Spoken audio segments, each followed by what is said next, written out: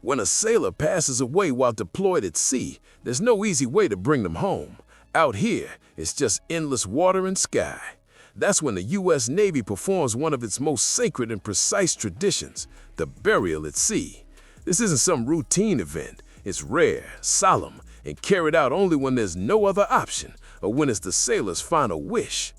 If someone dies aboard a Navy ship during an active mission, getting back to land might take days, weeks, or even longer. In those cases, the captain has the authority to approve a burial at sea.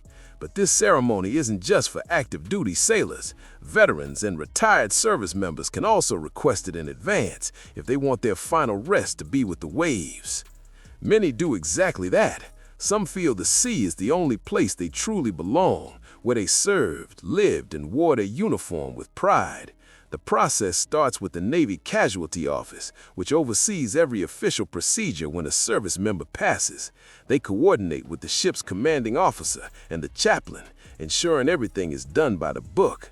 Paperwork begins right away. Notifications go out, and every single step is documented down to the smallest detail. For those who plan this ceremony before their death, their remains are transferred to a ship scheduled to deploy.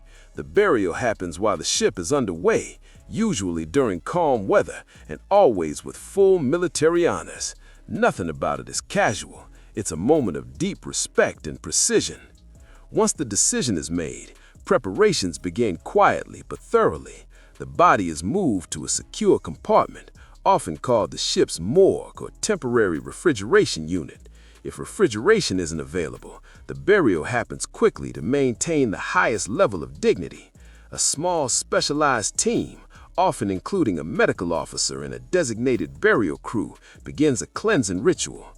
The body is washed carefully, respectfully, and completely by the book. No shortcuts, no improvisation.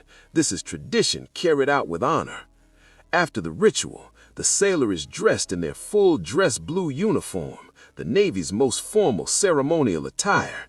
The jumper, trousers, white gloves, and rank insignia are all perfectly placed. Every medal, every ribbon earned in life is added, because even in death, a sailor's legacy matters. Appearance isn't just about formality here, it's about respect. Meanwhile, the chaplain prepares for the ceremony. A short service is written, often inspired by scripture or naval tradition. The words are simple, heartfelt, and non-denominational, unless the sailor's records say otherwise. At the same time, the boatswain's mate, the deck specialist who handles ceremony and seamanship, gets the burial team ready. He ensures every crew member knows their exact position, timing, and role. He also manages the ship's bell and ceremonial pipe, key parts of the next phase. Every movement is practiced, every signal rehearsed. Nothing happens by chance on a Navy ship. Ceremony demands discipline, and discipline shows respect. Before the ceremony begins, even the ship itself is prepared. Out here, the ocean doesn't stop for anything, but for this, the Navy makes it pause. The officer of the deck gives the order. All hands clear the deck. Routine operations stop immediately. Non-essential personnel stand down, and only mission-critical systems keep running. The ship slows to 5 or 10 knots, not for drama, but for control. A slower ship moves smoothly, steady, and calm, perfect for this sacred act. The helmsman adjusts course, turning the ship broadside to the wind and waves to keep the deck steady. The goal is silence, not the kind born of sadness, but of focus and honor. No music, no broadcasts, no noise, just a rhythmic hush of the sea and the disciplined stillness of the crew. Weapon systems are locked down, flight operations are paused. Even the engineering crew quiets unnecessary systems to cut down on vibration and mechanical hum. The entire ship, from bow to stern, becomes a floating cathedral of respect. Every heartbeat aboard tuned to one purpose, honoring the sailor who gave their life to the sea. The place where the ceremony unfolds, usually the flight deck or the fantail, is swept spotless, cleared of every tool and cable, and carefully marked from bow to stern. Everyone knows this isn't just a break in the mission, it's a transformation. For the next hour, this warship becomes something completely different, a sacred space of honor and farewell. As the ship steadies against the waves, the crew starts assembling one by one. Sailors take their places along the deck, forming a perfect line on each side, feet shoulder-width apart, hands locked behind their backs, eyes fixed straight ahead. No whispering, no movement, just quiet discipline. Every person knows exactly where to stand. This isn't random, it's precision in motion. From the newest sailor to the senior chiefs, every step, every stance is rehearsed and deliberate. Each crew member follows a detailed formation plan issued before the ceremony. The alignment is flawless, not just for looks, but as a show of respect through discipline. At the front stands the executive officer, side by side with the senior chief petty officer, both dressed in full ceremonial uniform, standing tall and still. The chaplain takes position near the burial capsule, hands steady, ready for the moment that's about to begin. The honor guard stands on either side, each one chosen for precision and bearing. The captain stays apart. He doesn't join the formation because his role is different. He stands separate, silent, watching, present but detached, like the keeper of the moment. No one shouts commands. Once the formation is locked in place, only the sound of the sea and the hum of the wind remain. It's not performance, it's posture, a united stance of respect and strength. Everyone faces the open ocean. Then it happens. A sharp, high-pitched whistle cuts through the wind. The boatswain's call, a ceremonial pipe, signals the beginning of the service. It's not just a sound, it's a tradition older than the radio, older than modern warships themselves. 3 piercing tones, then complete silence. The ship's bell follows, struck 3 times in perfect rhythm. The solid brass gleams under the sun, polished so bright it almost glows. Each strike echoes through the steel deck, down the ship's spine, and out into the endless water. Then the chaplain's voice rises, calm, steady, without theatrics. He reads the name of the fallen sailor, their rank, their years of service, nothing more. No long speeches, no emotional stories. This moment isn't about memory, it's about recognition. The Navy's way of saying, we see you, we honor you. The chaplain then speaks a short prayer. The words are simple yet powerful, often drawn from scripture or old naval tradition. Phrases like, we commit this body to the deep, to rest in the embrace of the sea, in the sure and certain hope of eternal peace. If the sailor followed no particular faith, the wording shifts, but the respect never does. When the prayer ends, the honor guard steps forward in absolute synchronization. 6 sailors in full dress blues approach, lifting the flag-covered body with quiet precision. Every movement is practiced, no shouted commands, no hesitation. Their pace is slow, deliberate, and filled with gravity. Each step lands like part of a ritual carved by generations before them. The body is carried toward the ship's stern, the edge that faces the open sea. Before the final committal, the flag is removed, handled with the highest care imaginable.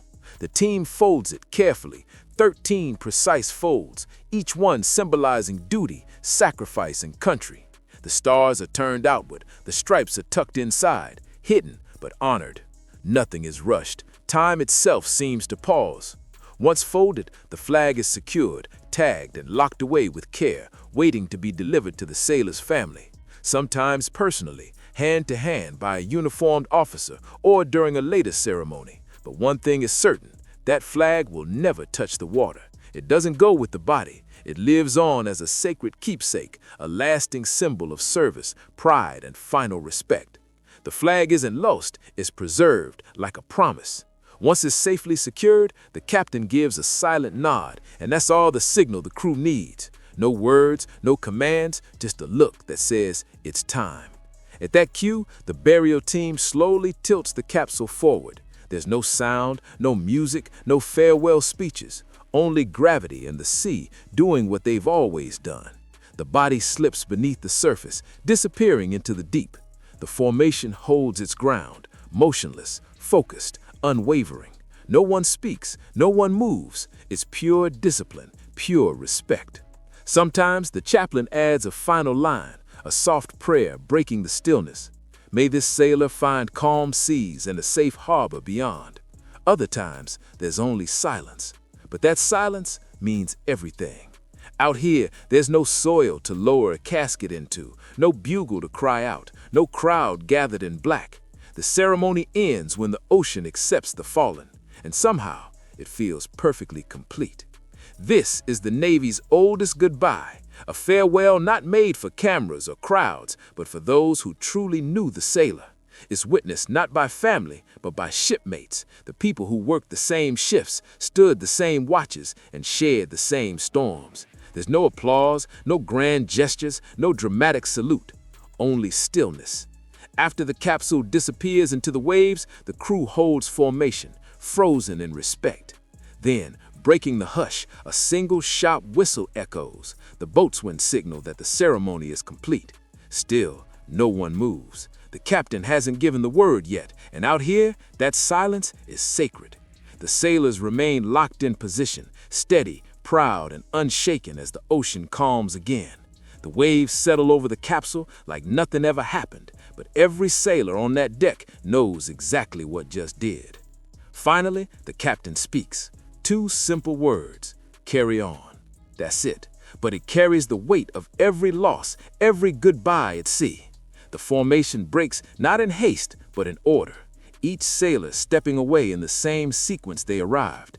No chatter, no side glances, no noise. Just quiet footsteps fading across the deck. On the bridge, the helmsman steadies his hands on the controls. The engines begin to hum again as the ship returns to her original course. The throttle slides forward. 5 knots becomes 15, and just like that, the rhythm of duty returns. Systems reactivate, routines resume, and the warship transforms back into what it always was, a machine built for motion, for purpose. But for those few minutes, it had been something else entirely, a vessel of farewell. The folded flag is logged, tagged, and locked away with care, waiting to be delivered to the sailor's family. The honor guard returns to their regular posts. The chaplain quietly descends below deck, but the silence of what just happened lingers, imprinted in the steel, in the salt air, in the way every sailor carries themselves afterwards. Nothing needs to be said. The meaning is already understood. There are no statues here, no marble markers, no flowers laid on quiet ground. The sea leaves no trace, no visible mark of what took place. The only monument is memory, shared between those who stood there and watched one of their own descend into the deep. For civilians, it might seem distant, even strange, a farewell swallowed by the ocean. But for sailors, it makes perfect sense. The sea was home, the rhythm of duty, the endless motion, the deck beneath their boots. To rest in it isn't strange at all, it's right. A burial at sea isn't a show for the world, it's a promise kept between a sailor and the waves. This ceremony isn't about comfort, it's about precision, tradition, and the unshakable belief that even in death, order and honor must stand strong. Every single detail, from the careful folds of the flag to the final tilt of the capsule to the crew's absolute stillness on deck, carries meaning. It's all done so that, without saying a word, the Navy can deliver one final message that cuts straight to the heart. You mattered, you served, we remember. And then, just like that, they carry on. Because that's what sailors do. Duty never pauses, even when hearts are heavy, but the memory, that stays forever, echoing through steel decks and salt air. Out here, every wave carries a story. Every gust of wind whispers a name once called across a deck. The ocean doesn't keep graves, it keeps memories. Each sailor who's been laid to rest beneath the surface becomes part of that vast rhythm, the pulse of the sea itself.